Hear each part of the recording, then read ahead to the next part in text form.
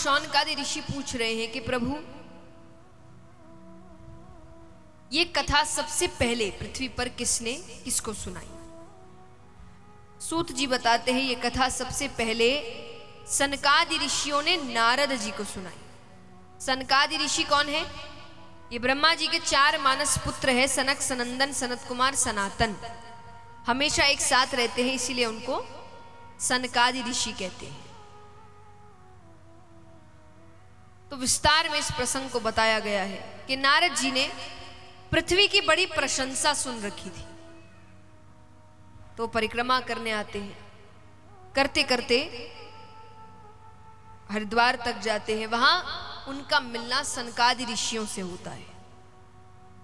अब सनकादि ऋषि देख रहे हैं कि नारद जी के चेहरे पर चिंता के भाव है, उदास है बहुत। तो उन्होंने पूछा, क्योंकि जो हर वक्त भगवान का नाम लेता हो उसके मन में कैसी चिंता? तो वो कहते हैं कि आप चिंतित हैं। नारद जी ने कहा, मैंने पृथ्वी की बड़ी प्रशंसा सुन रखी थी, राजा हरिश्चंद्र, सती सावित्री। मैं परिक्रमा करने आया तो मैंने तो उल्टा ही दृश्य देखा। यहां तो घर घर में कलह हो रहे हैं, भाई भाई से लड़ रहा है, माँ बाप को घर से बाहर निकाल दिया जा रहा है, बेटी ना गर्भ के अंदर सुरक्षित है ना गर्भ के बाहर सुरक्षित है। व्यक्ति सही गलत के बीच का फर्क भूल गया है। ये देखते देखते मैं वृंदावन की ओर गया तो वहां यमुना नदी के तट पर एक देवी स्वरूपा बैठी है जो बहुत रो रही है, और उसके पास नीचे 2 वृद्ध पुरुष लेटे हुए हैं अचेतन अवस्था में, ऊंची ऊंची सांसें ले रहे हैं। ऊंची ऊंची सांसें यानी अंतिम सांसें, कभी भी कुछ भी हो सकता है, और कोई उनकी सहायता नहीं कर रहा। सनकादि ऋषियों ने कहा, तो वो कौन थी? आपने पूछा नहीं? बोले, मैंने पूछा। तो उसने कहा, मेरा नाम भक्ति है। कौन है? तो बोले, ये 2 पुरुष कौन है? बोले, ये मेरे पुत्र हैं, ज्ञान और वैराग्य। तो मैंने उससे पूछा, उसकी ऐसी स्थिति कैसे हुई?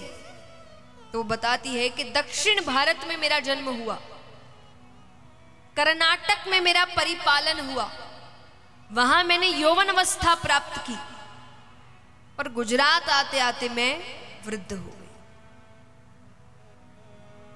अब देखिए, ये इस प्रकार बताया गया है क्योंकि उस वक्त दक्षिण भारत में बड़े बड़े संत हुए जिन्होंने पूरा जीवन ही भक्ति के प्रचार प्रसार में लगा दिया, इसलिए भक्ति का जन्म दक्षिण भारत माना गया है। कर्नाटक में परिपालन हुआ, जहां आचार विचार शुद्ध होते हैं वहां भक्ति बढ़ती है। आज भी कर्नाटक में कितने भक्त हैं जो निर्जला एकादशी का व्रत नियम अनुसार करते हैं।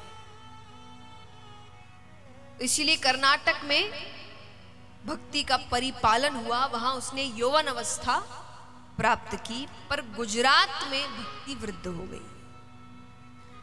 उस वक्त गुजरात में बिल्कुल भी भक्ति नहीं थी, बिल्कुल भी नहीं। यानी स्थिति ऐसी थी कि अगर किसी के सर पर टीका लगा भी देख लेते तो सब काम काज छोड़कर पूरा गांव इस चक्कर में लग जाता कि इस व्यक्ति को बाहर निकालो, ये गांव खराब कर देगा। उस वक्त भी ज्ञानी तो होते थे, संस्कृत के पंडित होते थे, तो उन्होंने भक्तों के विरोध में श्लोक लिखे हैं। वो कहते हैं कि काष्ठ कंठी मृगतिल की, ये जो तुलसी की माला पहनते हैं, तिलक लगाते हैं, कि काष्ठ कंठी मृगतिल की पाखंडी ना संशय, ये पाखंडियों के लक्षण है। कि काष्ठ कंठी मृगतिल की पाखंडी ना संशय, मूर्खा नाम लक्षणम चैते है तप मुद्रा धरोमिता। जो तुलसी की माला पहनते हैं, तप करते हैं, तिलक लगाते हैं, भगवान का नाम जप करते हैं, ये सब मूर्खों के लक्षण हैं। ऐसी स्थिति थी।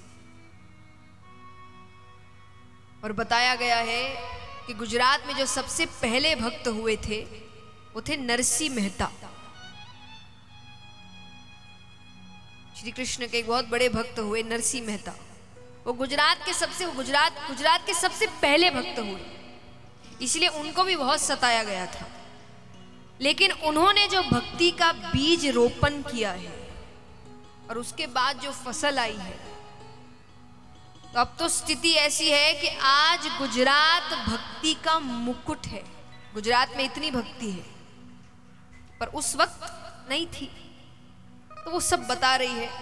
अंत में उन्होंने कहा कि गुजरात के बाद वृंदावन आकर मैंने अपनी यौवन अवस्था प्राप्त कर ली, पर मेरे जो 2 पुत्र हैं ज्ञान और वैराग्य, ये अभी तक वृद्ध हैं। तो सनकादि ऋषि कहे कि आपने उनके लिए कुछ किया नहीं? बोले मैंने किया, मैंने कितने वेद उपनिषद शास्त्र के श्लोक कहे, पर मैं जब तक कहता तब तक तो वो चेतन अवस्था में रहते। मैं जैसे ही चुप होता वो वापस बेहोश हो जाते। मुझे समझ नहीं आ रहा मैं क्या करूं। तब सनकादि ऋषियों ने कहा कि आप श्रीमद् भागवत कथा सप्ताहपरायण करिए। सप्ताहपरायण यानी 7 दिन की कथा। महीना परायण भी होता है, 1 महीने की कथा। यानी कथा इतनी है 1 महीने भी चल सकती है, पर समय अनुसार देखकर सप्ताहपरायण ज्यादा चलता है। तो उन्होंने कहा कि आप सप्ताहपरायण करिए। अब नारद जी कहे सुझाव दिया है, कर भी आप ही दीजिए। तब सनकादि ऋषि श्रीमद् भागवत कथा सप्ताहपरायण करते हैं। अब यहां पर पहले दिन की कथा होती है, दूसरे दिन की कथा करते करते 7वें दिन वहां पर साक्षात परम पिता परमेश्वर आते हैं। ज्ञान और वैराग्य को उनकी यौवन अवस्था देते हैं। अब भगवान ने भक्ति से कहा कि तुम्हें क्या वरदान चाहिए, मांगो। भक्ति कहे वरदान से कहीं ज्यादा मुझे एक वचन चाहिए। बोले कैसा वचन? देखिए उससे पहले मैं एक चीज समझाऊं। कलयुग में भगवान को प्राप्त करने के 2 स्वाभाविक रास्ते हैं। कौन कौन से? तो भक्ति और ज्ञान, ये 2 रास्ते हैं भगवान को प्राप्त करने के। अब ज्यादा सरल कौन सा है?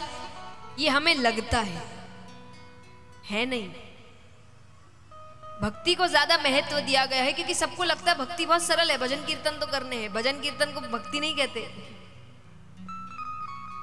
भक्ति का सबसे पहला कदम है समर्पण, जो सबसे मुश्किल है। ज्ञान में फिर भी एक अहंकार होता है कि हम ज्ञानी हैं। भक्ति में कोई अहंकार है ही नहीं, क्योंकि भक्ति में पहले मैं खत्म करना पड़ता है। मैं हूं ही नहीं, जो है सिर्फ उसको कहते समर्पण। और ये बहुत मुश्किल है, ये बहुत मुश्किल है। असल जिंदगी में भगवान सबके लास्ट ऑप्शन होते हैं। पहले व्यक्ति अपनी जगह देख लेता है, ये कर लूं, वो कर लूं, ऐसा कर लूं, वैसा। लास्ट में जब उसको लगता है कि अब तो कुछ हो नहीं रहा, तब भगवान याद आते हैं। भक्ति में व्यक्ति को सबसे पहले भगवान याद आते हैं, क्योंकि वो समर्पित है। तो इसीलिए हमें लगता है भक्ति आसान है, पर भक्ति बहुत कठिन है। लेकिन अगर समर्पण हो गया तो फिर इससे आसान रास्ता और कुछ नहीं है। पर फिर भी भक्ति को ज्यादा महत्व क्यों दिया गया है? कारण है, जैसे मान लीजिए बच्चे आजकल पढ़ाई करते हैं, बड़ी बड़ी डिग्रियां लेते हैं, तो उन डिग्रियों के लिए 2 तरीके की कॉलेज होती है। पहली कॉलेज जो आपको डिग्री देती है, दूसरी जो डिग्री के साथ नौकरी देती है। प्लेसमेंट भी वही, नौकरी भी वही मिल जाती है। तो ज्यादा अच्छी कॉलेज कौन सी हुई बताओ? नौकरी वाली, जहां काम भी मिल जाए। तो यही अंतर है ज्ञान और भक्ति में। तो भक्ति ने भगवान से कहा कि एक वचन चाहिए। बोले कैसा वचन?